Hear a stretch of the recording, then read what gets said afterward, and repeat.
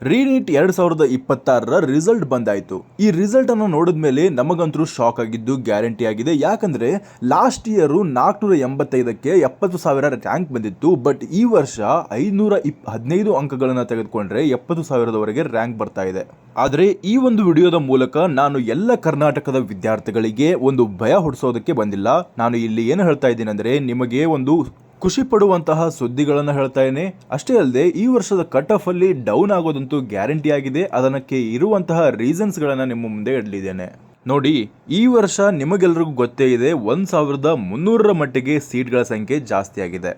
ಹಾಗೆ last ಇಯರ್ನಲ್ಲಿ first ರೌಂಡಲ್ಲಿ ಇಲ್ಲದೆ ಇರುವಂತಹ ಸೀಟ್ಗಳಿಗೆ ಸೆಕೆಂಡ್ ರೌಂಡ್ ಮತ್ತೆ ಮಾಪಪ್ ರೌಂಡಲ್ಲಿ 500 ಸೀಟ್ಸ್ಗಳು ಈ ರೀತಿಯಲ್ಲಿ ಟೋಟಲ್ ಆಗಿ 1,500 ಸೀಟ್ಸ್ಗಳ ಮಟ್ಟಿಗೆ ಲಾಸ್ಟ್ ಇಯರ್ ಅಂದರೆ ಮಾಪಪ್ ರೌಂಡ್ ನಂತರ ಮಾಪಪ್ ರೌಂಡಲ್ಲಿ ಒಂದು 500 ಸೀಟ್ಸ್ಗಳ ಸಂಖ್ಯೆ ಜಾಸ್ತಿ ಆಗಿ ಟೋಟಲ್ ಆಗಿ 1,500 ಸೀಟ್ಸ್ಗಳು ಲಾಸ್ಟ್ ಇಯರ್ ಹೆಚ್ಚಿಗೆ ಆಗಿತ್ತು. ಅದೇ ರೀತಿಯಲ್ಲಿ ಈ ವರ್ಷವೂ ಕೂಡ 1,200ರ ಮಟ್ಟಿಗೆ ಅಂದರೆ 1,300 ಅದರಲ್ಲಿ ಡೀಮ್ಡ್ ಎಲ್ಲ ಕನ್ಸಿಡರ್ ಮಾಡಿದ್ರೆ 1,200ರ ಮಟ್ಟಿಗೆ ನಮ್ಮ ಕರ್ನಾಟಕದಲ್ಲಿ ಸೀಟ್ಗಳ ಸಂಖ್ಯೆನ ಜಾಸ್ತಿ ಆಗ್ತಾ ಇದೆ.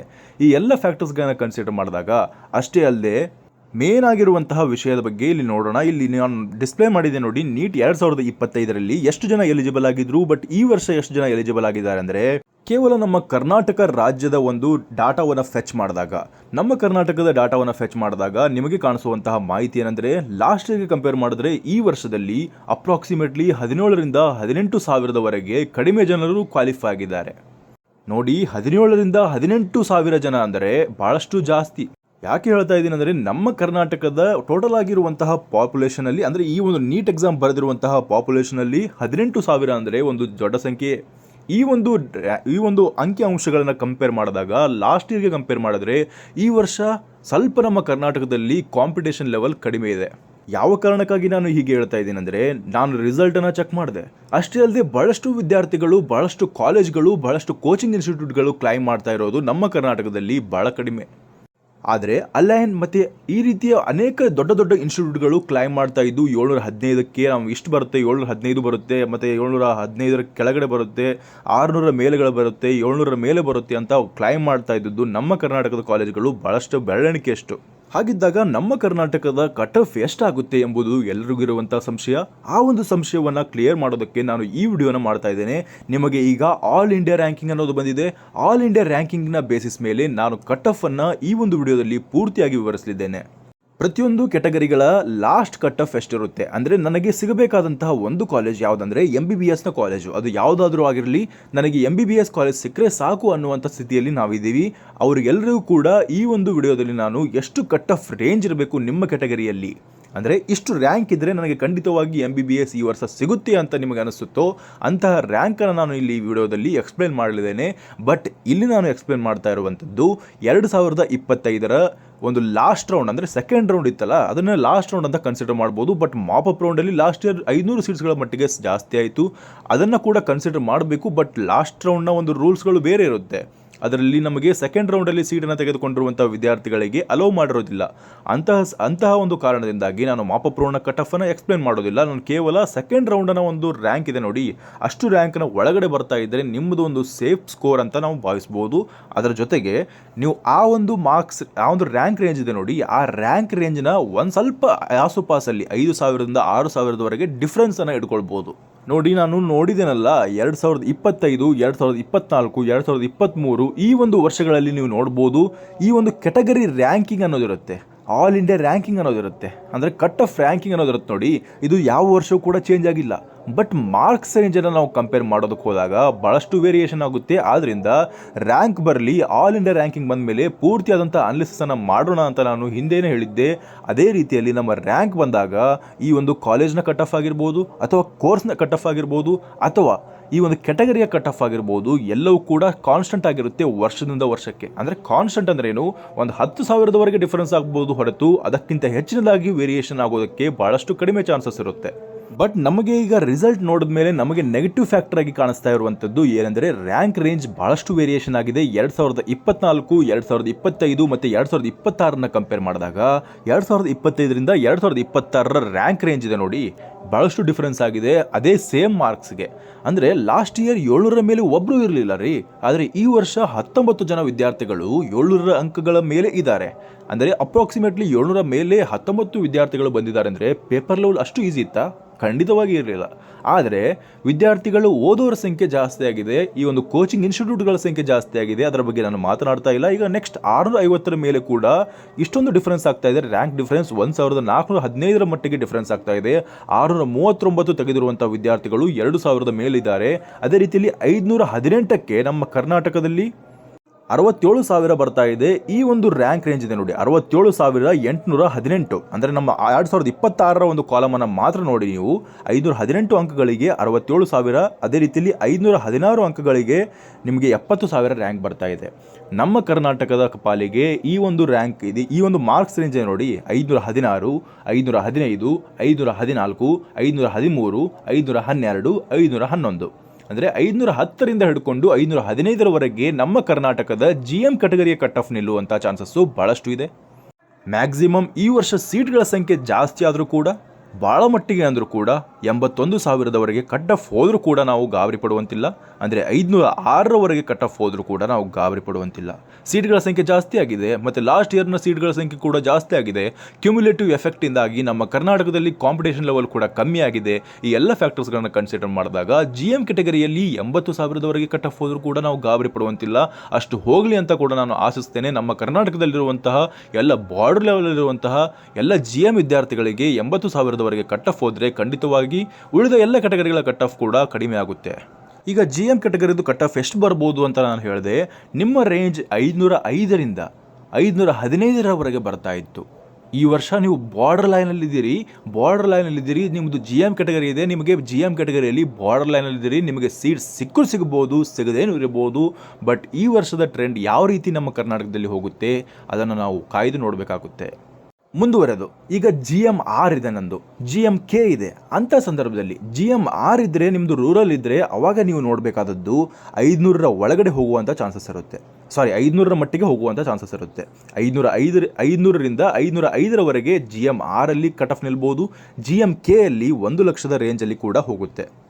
ಪೂರ್ತಿ ಡೀಟೇಲ್ಸನ್ನು ನಿಮಗೆ ಇಲ್ಲಿ ಡಿಸ್ಪ್ಲೇ ಮಾಡ್ತೇನೆ ನೋಡಿ, ಎಷ್ಟು ಕಟ್ ಆಫ್ ನಿಂತಿದೆ ಪ್ರತಿಯೊಂದು ಕ್ಯಾಟಗರಿಗಳಲ್ಲಿ ಎಂಬುದನ್ನು ಡಿಸ್ಪ್ಲೇ ಮಾಡ್ತೇನೆ. ಅದರ ಜೊತೆಗೆ ನಾನು ಎಕ್ಸ್ಪ್ಲನೇಷನ್ ಕೂಡ ಮಾಡ್ತೇನೆ. ಬನ್ನಿ ಮೊದಲಿಗೆ ಕ್ಯಾಟಗರಿ 1 ಬರೋಣ. ಕ್ಯಾಟಗರಿ 1G ಇದ್ದರೆ ನಿಮ್ಮದು 1 ಲಕ್ಷದವರೆಗೆ ಕೂಡ ರ್ಯಾಂಕ್ ಬಂದರೂ ನಿಮಗೆ ಆರಾಮಾಗಿ ಸೆಕೆಂಡ್ ರೌಂಡಲ್ಲಿ ಸೀಟ್ ಸಿಗುತ್ತೆ. ಬಟ್ ಸೀಟ್ ಜಾಸ್ತಿ ಆಗಿರೋದ್ರಿಂದ ಈ ವರ್ಷ 1 ಲಕ್ಷದ ಮೇಲೆ ಹೋದರೂ ಕೂಡ 1G ಕ್ಯಾಟಗರಿ ಇದ್ದರೆ ನಿಮಗೆ ಖಂಡಿತವಾಗಿ ಸೀಟ್ ಸಿಗುತ್ತೆ. 1G ಅಂದರೆ ಏನು, ಕ್ಯಾಟಗರಿ 1 ಅಂತ ಒಂದು ಸಪ್ರೇಟ್ ಇರುತ್ತೆ, ಅಂಥ ಕ್ಯಾಟಗರಿ ಹೇಳ್ತಾ ಇರೋದು. ಅದೇ ರೀತಿಯಲ್ಲಿ ಹೈದರಾಬಾದ್ ಕರ್ನಾಟಕ 1 ಜೊತೆಗೆ ಬರ್ತಾ ಇದ್ದರೆ 1,02,572ರವರೆಗೆ ಕಟ್ ಆಫ್ ಬರುತ್ತೆ. ಅದೇ ರೀತಿಯಲ್ಲಿ ಕನ್ನಡ ಮೀಡಿಯಂ ಇದ್ದರೆ 1,28,000ರವರೆಗೆ. ಅಂದರೆ ಈ ಕ್ಯಾಟಗರಿ 1 ಮತ್ತು ಕನ್ನಡ ಮೀಡಿಯಂ ಇದ್ದರೆ ಬೆನಿಫಿಷಿಯಲ್ ಜಾಸ್ತಿ ಇದೆ. ಅದರ ಜೊತೆಯಲ್ಲಿ ಹೈದರಾಬಾದ್ ಕರ್ನಾಟಕ ವಿತ್ ಕನ್ನಡ ಮೀಡಿಯಂ ಬಂದರೆ 1,69,000ರವರೆಗೆ ಲಾಸ್ಟ್ ಇಯರ್ ಹೋಗಿದೆ.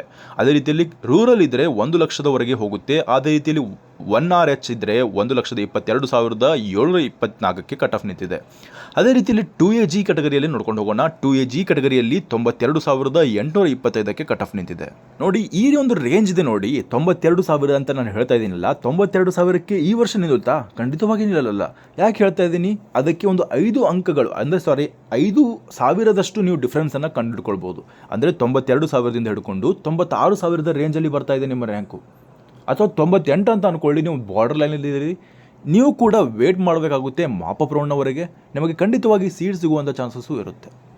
ಹಾಗೆ 2A ಮತ್ತು ಹೈದರಾಬಾದ್ ಕರ್ನಾಟಕ ಇದ್ದರೆ 1,06,457. 2A ಕನ್ನಡ ಮೀಡಿಯಂ ಇದ್ದರೆ 1,20,592. ಹಾಗೆ 2A KH ಇದ್ದರೆ 1,04,126. 2A ರೂರಲ್ ಇದ್ದರೆ 99,712. 2A RH ಇದ್ದರೆ 1,05,030ರವರೆಗೆ ಬರಲಿದೆ. ಹಾಗೆ 2BG ಕ್ಯಾಟಗರಿಯಲ್ಲಿ ನೋಡ್ಕೊಂಡು ಹೋಗೋಣ. 2BG ಕ್ಯಾಟಗರಿ ಇದ್ದರೆ 81,864ಕ್ಕೆ ಕಟ್ ಆಫ್ ನಿಂತಿದೆ ಲಾಸ್ಟ್ ಇಯರು. ಈ ವರ್ಷ 4,000ರವರೆಗೆ ಡಿಫ್ರೆನ್ಸ್ ಮಾಡ್ಕೊಳ್ಳಿ.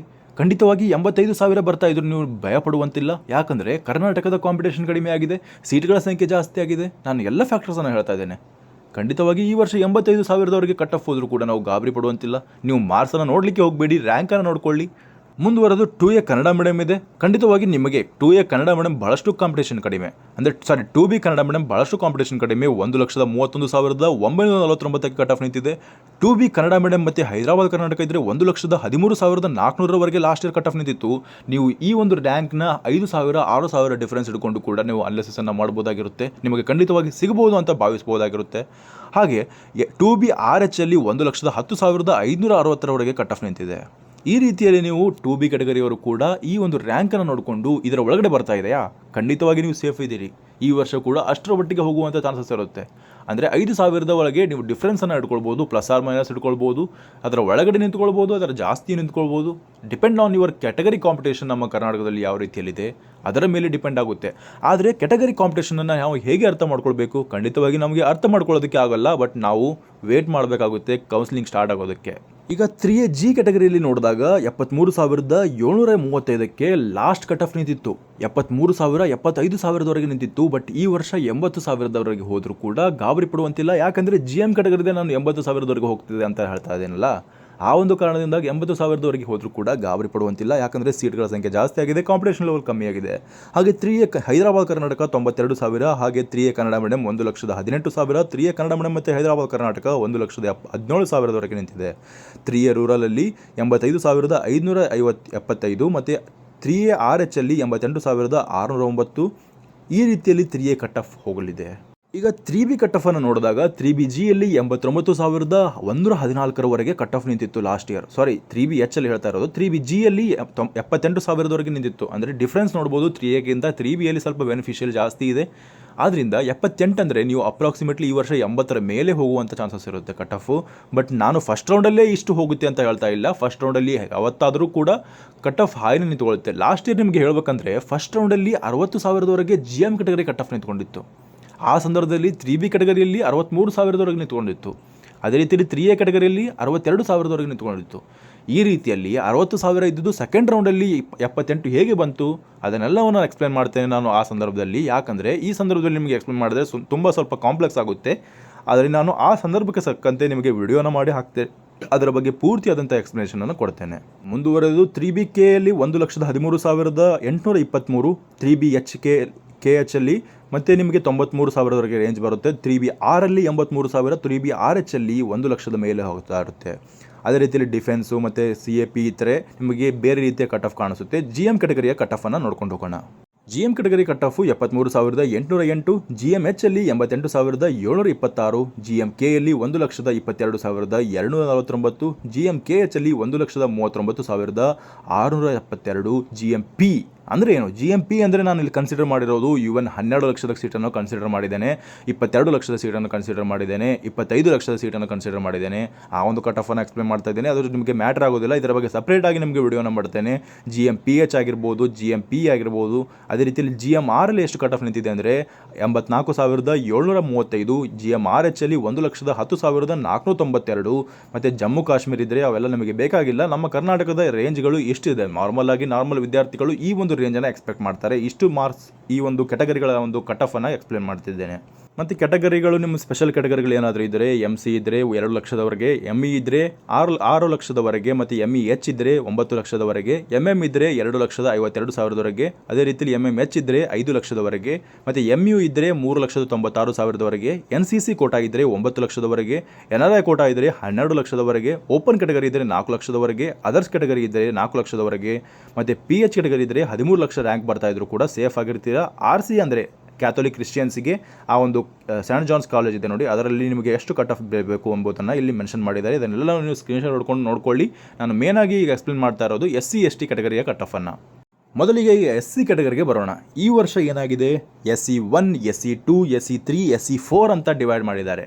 ಬಟ್ ನಮಗೆ ಈ ಒಂದು ನಾವು ಕ್ಯಾಸ್ಟ್ ಸರ್ಟಿಫಿಕೇಟನ್ನು ಡೌನ್ಲೋಡ್ ಮಾಡ್ಕೊಂಡಾಗ SCA, SCB, SCC ಅಂತ 3 ಇದ್ದಾವೆ. ಬಟ್ ರಿಯಾಲಿಟಿಯಲ್ಲಿ ಇದನ್ನು 4 ಡಿವೈಡ್ ಮಾಡಿ ನಿಮಗೆ KCETಯಲ್ಲಿ ಅಂದರೆ ನೀಟಲ್ಲಿ ಈ ಒಂದು 4 ಡಿವೈಡ್ ಮಾಡಿ ನಿಮಗೆ ಅಲಾಟ್ಮೆಂಟನ್ನು ಮಾಡ್ತಾರೆ. ಇದರಲ್ಲಿ ನಿಮಗೆ ಡಿಫ್ರೆನ್ಸ್ ಈ ವರ್ಷ ಗೊತ್ತಿಲ್ಲ. ಬಟ್ ನನಗೆ ಗೊತ್ತಿರೋ ಮಟ್ಟಿಗೆ ನಾನು ಹೇಳ್ತಾ ಇದ್ದೇನೆ ನೋಡಿ, SE1 ಅಥವಾ SCA ಇದ್ದವರಿಗೆ ಜಾಸ್ತಿ ಬೆನಿಫಿಷಿಯಲ್ ಇದೆ ಈ ಒಂದು ರೌಂಡಲ್ಲಿ. ಅಂದರೆ ಯಾವುದೇ ಒಂದು ರೌಂಡಲ್ಲಾಗಲಿ SC A ಅವರಿಗೆ ಜಾಸ್ತಿ ಬೆನಿಫಿಟ್ ಇರುತ್ತೆ, ಅದೇ ರೀತಿಯಲ್ಲಿ SC B ಅವರಿಗೆ ನೆಕ್ಸ್ಟ್ ಬೆನಿಫಿಟ್ ಇರುತ್ತೆ, SC C ಅವರಿಗೆ ಲೀಸ್ಟ್ ಬೆನಿಫಿಟ್ ಇರುತ್ತೆ, ಅದೇ ರೀತಿಯಲ್ಲಿ SC 4 ಅಂತ ಕಳೆದ್ನಲ್ಲ ಅದಕ್ಕೆ ಪೂರ್ತಿ ಲೀಸ್ಟ್ ಆಗಿರುವಂಥ ಬೆನಿಫಿಷಿಯಲ್ ಇರುತ್ತೆ.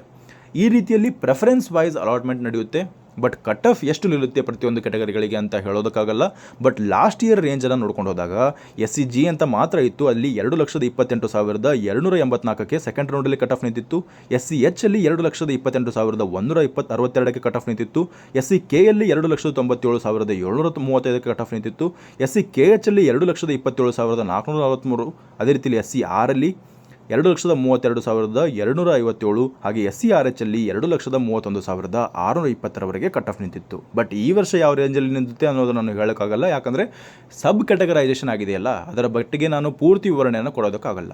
ಆದರೆ ST ಕ್ಯಾಟಗರಿಯಲ್ಲಿ ಏನು ಸಬ್ ಕ್ಯಾಟಗರೈಸೇಷನ್ ಆಗಿಲ್ಲ. ST ಕ್ಯಾಟಗರಿಯಲ್ಲಿ ಈ ವರ್ಷದ ಕಟ್ ಆಫ್ ಎಷ್ಟು ಆಗ್ಬೋದು, 2,29,000ವರೆಗೆ ಸೆಕೆಂಡ್ ರೌಂಡಲ್ಲಿ ಕಟ್ ಆಫ್ ಹೋಗಿತ್ತಂದರೆ ಈ ವರ್ಷ ಅಪ್ರಾಕ್ಸಿಮೇಟ್ಲಿ 5,000ದಿಂದ 6,000 ಡಿಫ್ರೆನ್ಸನ್ನು ನೀವು ಇಟ್ಕೊಳ್ಬೋದು.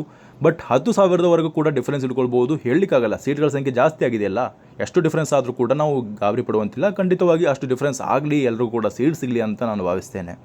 ಮುಂದೆ ST G ಆಯಿತು. ST H ಅಲ್ಲಿ 2,23,000 ಮತ್ತು ST K ಅಲ್ಲಿ 2,69,000, ಹಾಗೆ ST KH ಅಲ್ಲಿ 2,10,000, ST R ಅಲ್ಲಿ 2,38,000, ST RH ಅಲ್ಲಿ 2,13,590 ಕಟ್ ಆಫ್ ನಿಂತಿತ್ತು. ಈಗ ಎಲ್ಲ ಕೆಟಗರಿಗಳ ಕಟ್ ಆಫನ್ನು ನೋಡಿದಿರಿ, ಈ ಒಂದು ಕಟ್ ಆಫ್ ಇದೆ ನೋಡಿ. ಈಗ ಕನ್ಕ್ಲೂಷನ್ಗೆ ಬರೋಣ. ಟೋಟಲ್ ಆಗಿ ಕನ್ಕ್ಲೂಷನ್ಗೆ ಏನಂತ ಹೇಳ್ತೇನೆ ಅಂದರೆ, ಈ ಒಂದು ರ್ಯಾಂಕ್ ಬೇಸಿಸನ್ನು ನಿಮಗೆ ಡಿಸ್ಪ್ಲೇ ಮಾಡಿದ್ದೇನೆ. ಇಷ್ಟು ರ್ಯಾಂಕನ್ನು ನೀವು ಕರೆಕ್ಟಾಗಿ ನೋಡ್ಕೊಳ್ಳಿ. ಈ ರ್ಯಾಂಕ್ ಒಳಗಡೆ ಬರ್ತಾ ಇದ್ದರೆ ನೀವು ಖಂಡಿತವಾಗಿ ಸೇಫ್ ಆಗಿದ್ದೀರಿ. ಅಂದರೆ ಸ್ವಲ್ಪ ಮಟ್ಟಿಗೆ ನೀವೇನಾದರೂ ಬಾರ್ಡರ್ ಲೈನಲ್ಲಿದ್ದರೆ ಸ್ವಲ್ಪ ಭಯ ಪಡುವಂಥದ್ದು ಗ್ಯಾರಂಟಿ ಆಗಿರುತ್ತೆ. ಬಟ್ ಫಸ್ಟ್ ರೌಂಡಲ್ಲಿ ಸೀಟ್ ಸಿಗದೇ ಇದ್ದರೂ ಕೂಡ ಖಂಡಿತವಾಗಿ ಸೆಕೆಂಡ್ ರೌಂಡಲ್ಲಿ ಸೀಟ್ ಸಿಗುತ್ತೆ. ಅದೇ ರೀತಿಯಲ್ಲಿ ಈ ಒಂದು ರ್ಯಾಂಕ್ಗಿಂತ ಮೇಲೆ ಇದ್ದರೂ ಕೂಡ ಸ್ವಲ್ಪ ಮಟ್ಟಿಗೆ ಬಾರ್ಡರ್ ಲೈನಲ್ಲಿ ಇದ್ದರೆ ಕೂಡ ನೀವು ಭಯ ಪಡುವಂಥ ಅವಶ್ಯಕತೆ ಇಲ್ಲ, ಖಂಡಿತವಾಗಿ ಸೀಟ್ ಸಿಗುವಂಥ ಚಾನ್ಸಸ್ ಇರುತ್ತೆ. ಅದೇ ಏನಾದರೂ ಭಾಳಷ್ಟು ಡಿಫ್ರೆನ್ಸ್ ಇತ್ತು ಈ ಒಂದು ಮಾರ್ಕ್ಸಿಗೆ ಅಂದರೆ ಖಂಡಿತವಾಗಿ ಈ ವರ್ಷ ಸ್ವಲ್ಪ MBBS ಚಾನ್ಸಸನ್ನು ಕಡಿಮೆ ಇರುತ್ತೆ ಗೌರ್ಮೆಂಟ್ ಕೋಟಾದಲ್ಲಿ. ಬಟ್ GMP ಮತ್ತು 12 ಲಕ್ಷ, ಅದೇ ರೀತಿಯಲ್ಲಿ 16 ಲಕ್ಷ, 20 ಲಕ್ಷ, 18 ಲಕ್ಷ ಈ ಒಂದು ಡೀಮ್ಡ್ ಸೀಟ್ಗಳು ಎಲ್ಲವನ್ನು ನೀವು ಕನ್ಸಿಡರ್ ಮಾಡಿಕೊಂಡು ಅದರ ಕಟ್ ಆಫನ್ನು ನಾನು ಎಕ್ಸ್ಪ್ಲೇನ್ ಮಾಡ್ತೇನೆ. ಅದರ ಮುಂದಿನ ವಿಡಿಯೋಗಳಲ್ಲಿ ನಿಮಗೆ ಎಕ್ಸ್ಪ್ಲೇನ್ ಮಾಡ್ತಾ ಹೋಗ್ತೇನೆ. ಇದಿಷ್ಟಾಗಿತ್ತು ಈವರೆಗಿನ ವಿಷಯ. ಈ ವಿಷಯ ನಿಮಗೆ ಇಷ್ಟವಾಗಿದ್ದರೆ ಚಾನಲ್ನ ಸಬ್ಸ್ಕ್ರೈಬ್ ಮಾಡಿಕೊಳ್ಳಿ, ಹಾಗೆ ನಿಮ್ಮ ಫ್ರೆಂಡ್ಸ್ಗಳಿಗೂ ಈ ವಿಷಯವನ್ನು ಶೇರ್ ಮಾಡಿ. ಧನ್ಯವಾದಗಳು.